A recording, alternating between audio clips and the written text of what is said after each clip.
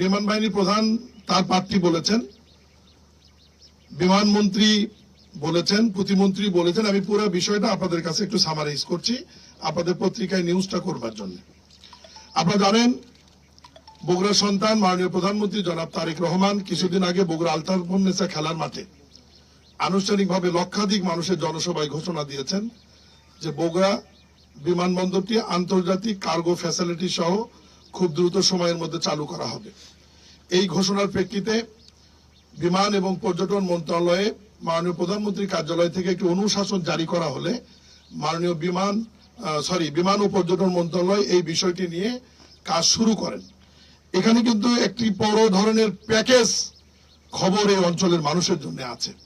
প্রথম হচ্ছে যে বর্তমান যে জায়গাটি এটি বিমান বাহিনী তাদের ট্রেনিং স্কুল হিসেবে ব্যবহার করছে, কিন্তু বিমান বাহিনী প্রধান ইতিমধ্যেই ঘোষণা দিয়েছেন বা বলেছেন যে এটি ইতিমধ্যেই উত্তর অঞ্চলের মধ্যে রংপুর এবং রাজশাহী বিভাগ মিলে প্রথম বিমান বাহিনীর বিমান ঘাঁটিতে ইতিমধ্যেই রূপান্তরিত হয়েছে এবং এর অনুমোদন হয়েছে।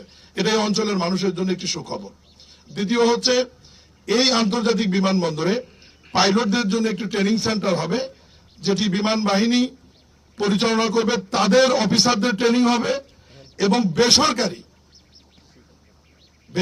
মানুষের বাচ্চাদেরও, ছেলে এবং মেয়েরাও যারা শিক্ষিত তারাও এখানে পাইলট হিসেবে প্রশিক্ষণ নিয়ে পাইলট হয়ে বিভিন্ন বেসরকারি বিমানে বা বাংলাদেশ বিমানে তারা চাকরি করতে পারবে। তৃতীয় হচ্ছে এই আন্তর্জাতিক বিমানবন্দরটি করবার জন্য আমাদের যে ফ্যাসিলিটি লাগবে সেটা হচ্ছে 10,500 ফিট যে রানওয়ে লাগবে।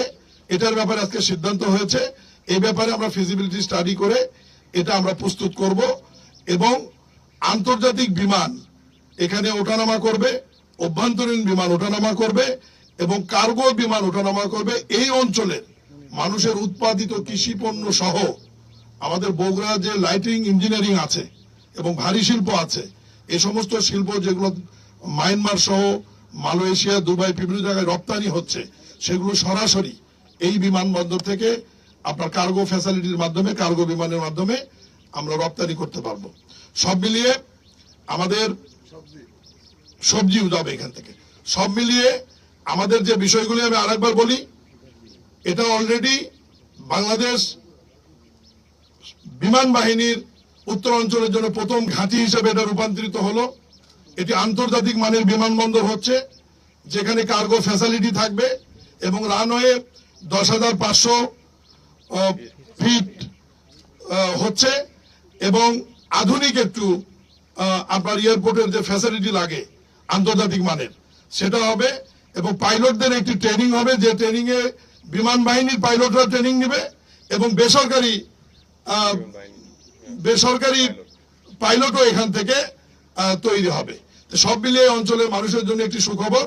আমি শুধু আপনাদের মাধ্যমে এই অঞ্চলের মানুষকে অনুরোধ করব, আপনাদের ঘর বাড়ি আশেপাশে যেটা যেরকমই আছে নতুন করে সুবিধা নেওয়ার জন্য আর নতুন করে কিছু তৈরি করবেন না, কারণ অধিগ্রহণ যেটা হবে এটা খুব সুবিধাজনক অধিগ্রহণ। বাংলাদেশ সরকারের ঘোষণা আছে যে যার যেটা মূল্য সেটা 3 ডবল তারা পান, ফলে এটি খুব লাভজনক। আপনারা আমাদেরকে সহায়তা করবেন, স্কুলের সমস্যা আমরা সমাধান করে দেব এবং এই বিমান ঘাঁটিতে বিমান বাহিনীর পক্ষ থেকে আন্তর্জাতিক মানের কয়েকটি শিক্ষা প্রতিষ্ঠানও তারা তৈরি করবে বেসামরিক পাবলিকের জন্য এবং সামরিক অফিসারদের জন্য। সব মিলিয়ে আজকে বগুড়াবাসীর জন্য এবং উত্তরাঞ্চলবাসীর জন্য আমি এটা মনে করি সুসংবাদ। আর আমি বগুড়াবাসীর পক্ষ থেকে এবং মাননীয় প্রধানমন্ত্রীর পক্ষ থেকে বিমান মন্ত্রী, প্রতিমন্ত্রী, বিমান বাহিনীর প্রধান, সিভিল এভিয়েশন চেয়ারম্যান, বিমান ও পর্যটন সচিব সহ যারা ঢাকা থেকে এসছেন তাদের প্রতি আন্তরিকভাবে কৃতজ্ঞতা এবং ধন্যবাদ জানাই যে আপনারা উচ্চ পর্যায়ে টিম নিয়ে এসছেন মাননীয় প্রধানমন্ত্রীর প্রতিশ্রুতি বাস্তবায়ন করার জন্য। আমি ধন্যবাদ এবং কৃতজ্ঞতা জানাই মাননীয় সংসদ সদস্য 2 জনকে এবং সামরিক এবং বেসরকারি কর্মকর্তাদেরকে এবং আপনাদের কাছে দুঃখ প্রকাশ করছি আপনারা অনেকক্ষণ থেকে অপেক্ষা করছেন। বিধিবিধানের কারণে হয়তো আপনাদেরকে আমরা সরাসরি সব জায়গায় আপনাদেরকে নিতে পারিনি। যে পর্যন্ত আপনাদের এক্সেস আছে আমার মনে হয় যে আমাদের মাননীয় মন্ত্রীর বক্তব্য, বিমান বাহিনী প্রধানের বক্তব্য, প্রতিমন্ত্রীর বক্তব্য আপনারা সুন্দর করে উত্তরাঞ্চলের মানুষ ও দেশ ও জাতির কাছে পৌঁছে দেবেন এইটুকু আশা করে আমি খুব দ্রুত সময়ের মধ্যে মহান আল্লাহ যেন মাননীয় প্রধানমন্ত্রীর যে প্রতিশ্রুতি বগুড়া বিমান ঘাঁটি বগুড়া আন্তর্জাতিক বিমান কার্গো সুবিধা সহ এবং পাইলটদের সামরিক এবং সামরিক পাইলটদের ট্রেনিং সেন্টার যাতে খুব দ্রুত আলোর মুখ দেখতে পারে এ ব্যাপারে সবার দোয়া আছে। আমার কথা শেষ করছি। আসসালামু আলাইকুম। আমার মনে হয় প্রশ্ন থাকার কথা না। প্রথম অবস্থায় আমাদের প্রতিমন্ত্রী তো বললেনই যে অধিগ্রহণের বিষয়টি চলে আসছে, এই অধিগ্রহণে আসলে কত টাকা বাজেট হতে পারে ঘোষণা করা হতে পারে, সেই বাজেটটা সরকারের পক্ষে আমি বলি আপনাদের, আপনারা বিয়ের কথাবার্তার মধ্যেই চলে গেছেন যে কথাবার্তা তো ফাইনাল হয়নি, বিয়েটা ঠিক হোক তারপরে কাবিন নামার কত টাকা লাগবে না লাগবে ওটা ওই পর্যায়ে, এটা রেকর্ড অফ দ্য রেকর্ডে এটা লেখেন ভাই আপনারা। ধন্যবাদ আপনাদের, প্রশ্ন ছিল আমরা পরে বলবো।